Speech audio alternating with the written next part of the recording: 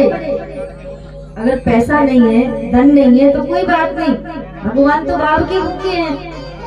भगवान ने कहा भी है कि भाव का भूखा हूँ मैं, भाव ही एक सार है, और भाव से मुझको भजे जो तो भव से बेड़ा पार है। और आगे भगवान ने ये भी कहा कि भाव बन सोनी पुकारे मैं कभी सुनता नहीं। अगर भाव नहीं है ना आपके अंदर, तो भाव बिन सोनी पुकारे मैं कभी सुनता नहीं, और भाव से एक फूल भी दे तो मुझे स्वीकार है। भाव से एक फूल भी दे तो मुझे स्वीकार है। अगर भाव नहीं है आपके पास तो चाहे 1000 रुपए चढ़ा दो, दान कर दो, उसे कुछ नहीं होने वाला, तो कोई बात नहीं। भगवान तो भाव के भूखे हैं। भगवान को धन कोई क्या देगा, वो तो स्वयं ही धन का मालिक है ना। लक्ष्मी का पति है, लक्ष्मी के मालिक है भगवान, उन्हें कोई कुछ दे सकता है क्या? उनसे हम आप सभी मांगते हैं दाता एक राम वो भिखारी सारी दुनिया, तो उन्हें कोई क्या दे सकता है? विचार करने वाली बात है। लेकिन दान करने से धन की शुद्धि हो जाती है। नंद बाबा ने भी बहुत सा दान दिया, और यशोदा मैया ने तो ये ठान लिया, यशोदा यश है यशोदा, सबको यश देने वाली यशोदा ने सोच लिया कि आज मेरा सर्वस्व ही क्यों ना लुट जाए, मेरे लाला को सबका आशीर्वाद प्राप्त कराना है। जितने लोग आए एक भी लोग ना छूट जाए मेरे लाला को आशीर्वाद देने में। मेरे लाला को सभी आशीर्वाद दें, और मैं सबको दान दूंगी, सबको कुछ ना कुछ दूंगी। तो आज बहुत कुछ लुटाया यशोदा मैया ने, सबको संतुष्ट किया दान दे करके। एक बूढ़ी गोपी रूठ करके आंगन में आकर के बैठ गई, क्योंकि उसे धन नहीं चाहिए था। सबको यशोदा मैया ने सब कुछ दिया दान में, किसी को हीरे दिए, किसी को जवाहरात दिए, किसी को अन्न दिया, किसी को धन दिया, किसी को मणि मुक्ताओं के हार दिए, किसी को कुछ दिया, बहुत कुछ दिया यशोदा मैया ने। लेकिन गोपी को कुछ नहीं चाहिए था, तो बूढ़ी गोपी आकर के आंगन में बैठ गई। यशोदा मैया जब बाहर से दान देकर के अंदर आई तो आंगन में उस गोपी को बैठा हुआ देखा, तो यशोदा मैया को ऐसा लगा कि इस गोपी को शायद कुछ मिला नहीं होगा, इसलिए ये रूठ करके यहाँ आकर बैठ गई। यशोदा मैया ने पूछा, गोपी तू यहाँ क्यों बैठी है, क्या बात है, तुझे कुछ मिला नहीं? तो गोपी कुछ नहीं बोली, और जब गोपी कुछ नहीं बोली तो यशोदा मैया गई खजाने में से मणि मुक्ता उठा करके लाई, सुंदर सुंदर हार लेकर के आई, वस्त्र इत्यादि लेकर के आई, और उस गोपी के गले में सोने का हार यशोदा मैया ने पहना दिया। लेकिन गोपी ने जब देखा कि मेरे गले में मैया ने हार पहनाया, तो गोपी ने उस हार को उतार करके अलग रख दिया।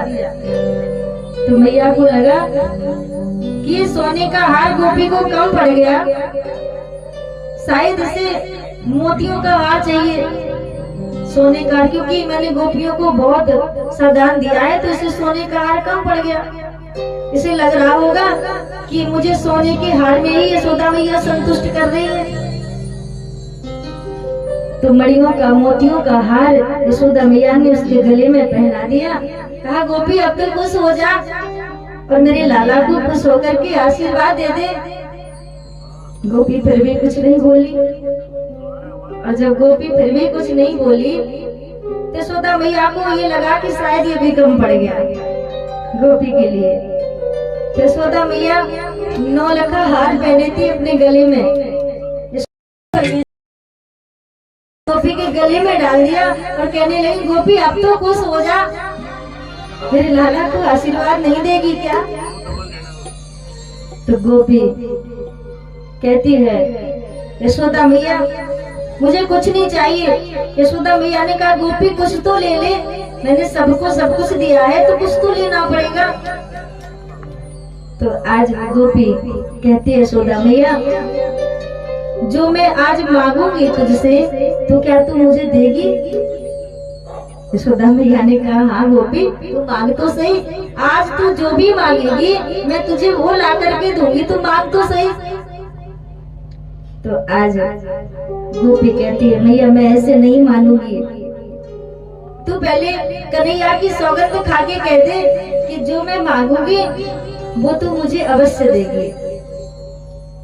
तो आज वो गोपी जब कसम उठवाती है यशोदा मैया से, तो यशोदा मैया तो बड़ी भोली वाली है, सबको यश देने वाली यशोदा मैया कहती है गोपी आज तक मैंने किसी की कसम नहीं खाई है, सौगंध नहीं उठाई है, लेकिन तुम सबके आशीर्वाद से इस बूढ़ी अवस्था में मुझे लाला प्राप्त हुआ है, तो मैं अपने लाला की सौगंध खा के कहती हूँ तू जो मांगेगी मैं तुझे वही दूंगी, तू मांग तो सही। तो अब गोपी बोल पड़ती है, कहती है मैया अगर तू मुझे कुछ देना चाहती है ना तो तू अपना लाला मुझे दे दे और मुझे कुछ नहीं चाहिए। बोले वाके बिहारी लाल की। यशोदा मैया कहती है, यशोदा मैया बड़ी भोली वाली है, यशोदा मैया समझ नहीं पाती है। यशोदा मैया कहती है गोपी बस इतनी सी बात, तुझे लाला चाहिए था तो पहले ही बोल देती, और ये जो लाला मुझे मिला है ना ये लाला केवल मेरा थोड़ी है, केवल मेरा ही थोड़ी है, ये लाला तो तुम सबके आशीर्वाद से मिला है, तो ये लाला तुम सबका है। आज यशोदा मैया दौड़ करके जाती है अंदर, पालने में लाला लेटा हुआ था और लाला को उठा करके लाती है और उस बूढ़ी गोपी के गोदी में डाल देती है, ले गोपी अब तो तू खुश हो जा और मेरे लाला को आशीर्वाद दे दे। आज गोपी जैसे गोदी में बाल कृष्ण को देखती है तो आज उसके आंखों में आंसू आ जाते हैं।